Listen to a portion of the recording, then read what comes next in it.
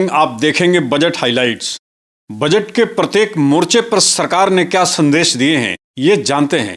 पहले इस वर्ष 2025-26 इस बजट पर प्रधानमंत्री की प्रतिक्रिया जान लेते हैं। यह 140 करोड़ भारतीयों की आकांक्षाओं का बजट है। हर भारतीयों के सपनों का पूरा करने वाला बजट है, पीएम मोदी ने कहा। टैक्स दर में बदलाव से लोगों के हाथों में पर्याप्त पैसा दिया है। मध्यम वर्ग को लाभ देने के लिए टैक्स दरें कम की है। वित्त मंत्री सीतारमण ने यह बात कही। वित्त मंत्री निर्मला सीतारमण ने बजट में मिडिल क्लास को बड़ी राहत दी है। न्यू टैक्स रिज्यूम में अब 12 लाख रुपए तक की कमाई पर कोई टैक्स नहीं देना होगा। सरकार ने बजट में मध्य वर्ग को टैक्स छूट का बड़ा तोहफा दिया है। 12 लाख रुपए तक की इनकम टैक्स फ्री कर दी गई, यानी 12 लाख रुपए तक की इनकम पर जीरो टैक्स, या कहिए 12 लाख रुपए तक की इनकम पर अब नो टैक्स। इस नई टैक्स रिजीम से भी फायदा होगा। अगर 12 लाख रुपए से 500 रुपए ज्यादा इनकम हो तो टैक्स एक्सपर्ट की माने तो अगर आपकी इनकम 12 लाख 500 रुपया है तो टैक्स रिबेट नहीं मिलेगी।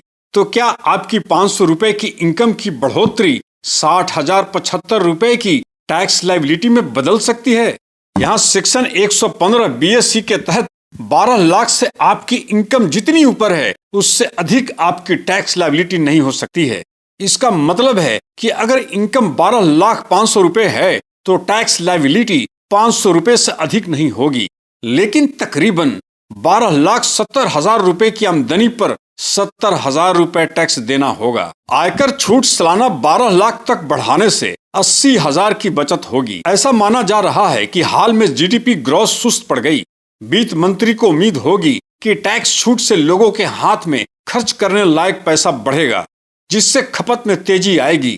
इंफ्रास्ट्रक्चर में निवेश के मामले में भी बढ़ोतरी करने में कामयाब रही और वित्तीय घाटे को काबू में रखा। सरकार का यह मकसद साफ है, 2047 तक भारत मेक इंडिया के तहत विकसित बने। इस घोषणा से अनुमानतः पूरे देश में 1 करोड़ लोगों को कोई टैक्स नहीं देना होगा। आयकर छूट सालाना 12 लाख रुपए बढ़ने से रुपया 80 हजार की बचत होगी और अनुमानतः 6.3 करोड़ लोगों को फायदा होगा। इनकम टैक्स स्लैब में बदलाव के बाद से जो टैक्स पेयर्स का 80% से ज्यादा है और 1 लाख करोड़ टैक्स देने वाले लोगों को राहत मिलेगी इन घोषणाओं से। बजट 2025-26 के कुछ मुख्य हाइलाइट्स पर नजर डालते हैं, जहां सरकार के इस बजट से कितने बचत होंगे और कितने फायदे। TDS में राहत। बजट में बैंक FD पर मिलने वाले ब्याज पर TDS का लिमिट बढ़ाने का प्रस्ताव है। यह लिमिट 40 हजार रुपए से बढ़कर 50 हजार रुपए सालाना हो जाएगी। वरिष्ठ नागरिकों के लिए लिमिट पहले 50 हजार रुपए थी, अब इसे बढ़ाकर 1 लाख कर दिया गया है, यानी बचत बढ़ेगी। विदेश में बच्चों को पढ़ाना किफायत होगा। विदेश में पढ़ाई के लिए पैसा भेजने पर TCS tax collected at source की लिमिट 7 लाख से बढ़ाकर 10 लाख रुपए तक कर दी गई है। एजुकेशन से जुड़े मामलों में रेमिटेंस पर TCS हटाने का भी प्रस्ताव है। विदेश में पढ़ाई, ट्रैवल पर, इन्वेस्टमेंट पर TCS लगता है। साथ ही जिसके पास 2 घर है उन्हें राहत के साथ फायदा भी मिला है। वित्त मंत्री ने बजट में कहा कि 2 घरों की टैक्स वैल्यू 0 होगी।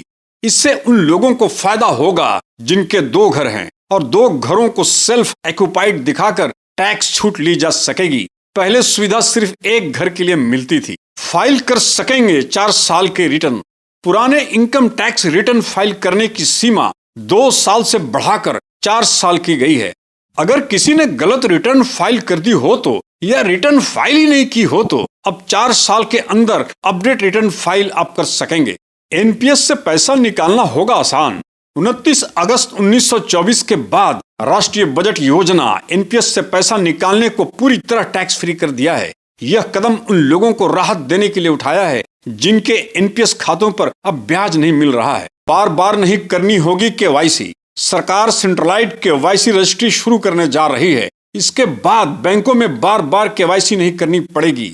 इसमें आधार, पैन और लाइसेंस जैसे दस्तावेजों को सेफ रखने में भी मदद मिलेगी। 2024 आम चुनाव में भाजपा अकेले दम पर बहुमत नहीं पा सकी तो NDA सरकार को आंध्र प्रदेश से चंद्रबाबू नायडू की TDP और बिहार से नीतीश कुमार की अगुवाई वाले जदयू का आम समर्थन मिला। ऐसे में बजट में बिहार पर जोर दिया गया। अपने सहयोगी राज्य बिहार को साधने की कोशिश हुई। वहां इसी साल के अंत में चुनाव है। पिछले वर्ष बजट में आंध्र प्रदेश पर फोकस था। एमएसएमई के लिए लोन गारंटर डबल हुई, 5 करोड़ रुपए की जगह अब मिलेंगे 10 करोड़ रुपए। निर्यात करने वाले एमएसएमई के लिए क्रेडिट बेनिफिट बढ़ाने का प्रस्ताव किया गया। इसकी सीमा 5 करोड़ रुपए से बढ़ाकर 10 करोड़ रुपए तक कर दी गई। अगले 5 वर्षों में 1.5 लाख करोड़ रुपए का अतिरिक्त क्रेडिट जनरेट होगा। अच्छा निर्यात करने वाले एमएसएमई को 10 करोड़ के बजाय 20 करोड़ तक का टर्म लोन मिलेगा। माइक्रो एंटरप्राइजेस के लिए 10 लाख क्रेडिट कार्ड जारी होंगे, जिसमें 5 लाख तक का कर्ज ले सकेंगे। इससे ई कॉमर्स एक्सपोर्ट का फायदा होगा। किसान क्रेडिट कार्ड से 5 लाख तक लोन मिलेगा। खेती बाड़ी का ग्रोथ को पहला इंजन बताते हुए वित्त मंत्री ने प्रधानमंत्री धन्य धान्य कृषि योजना सहित 6 नई योजनाओं का प्रस्ताव किया। साथ ही किसान क्रेडिट कार्ड की लिमिट 3 लाख रुपए से बढ़ाकर 5 लाख करने के लिए ऐलान किया गया। कौन सी चीजें सस्ती होंगी? कैंसर के साथ 36 दवाइयां होंगी सस्ती, जिससे मरीजों को राहत मिलेंगी। देश में कैंसर के मामलों में बढ़ोतरी देखने को मिल रही है। 2025-26 के आम बजट में केंद्र सरकार ने कैंसर के इलाज में काम आने वाली दवाइयों को सस्ता करने और कैंसर मरीजों की देखभाल करने और बीमारी की जल्द पहचान करने संबंधी कई महत्वपूर्ण घोषणा की है। वित्त मंत्री निर्मला सीतारमण ने प्रस्ताव रखा है कि कैंसर, दुर्लभ बीमारियों और अन्य गंभीर पुरानी बीमारियों के लाभ में काम आने वाली 36 जीवन रक्षक दवाओं का सीमा शुल्क यानी बेसिक कस्टम ड्यूटी BCD से पूरी तरह से मुक्त रखा जाए। इसके साथ ही लाइफ सेविंग दवाएं सस्ती होंगी। इंपोर्ट कारें या मोटरसाइकिल, इलेक्ट्रॉनिक्स, खिलौने के पुर्जे, जीवन रक्षक दवाएं, कैंसर, दुर्लभ और गंभीर बीमारियों के इलाज में इस्तेमाल होने वाली दवाइयां सस्ती होंगी। महंगे होंगे स्मार्ट मीटर, सोलर सेल, आयात किए जूते, आयात मोमबत्तियां, PVC फ्लैक्स फिल्में, फ्लैक्स बैनर से बने हुए कपड़े, इंटरएक्टिव फ्लाइट पैनल डिस्प्ले महंगे होंगे। साथ ही इन पर भी फोकस होगा। टॉप 50 टूरिस्ट स्पॉट्स को राज्यों के साथ मिलकर डेवलप करने की होगी तैयारी। शहरी विकास को मिलेगी रफ्तार। इसी साल पूरे हो जाएंगे 40,000 घर।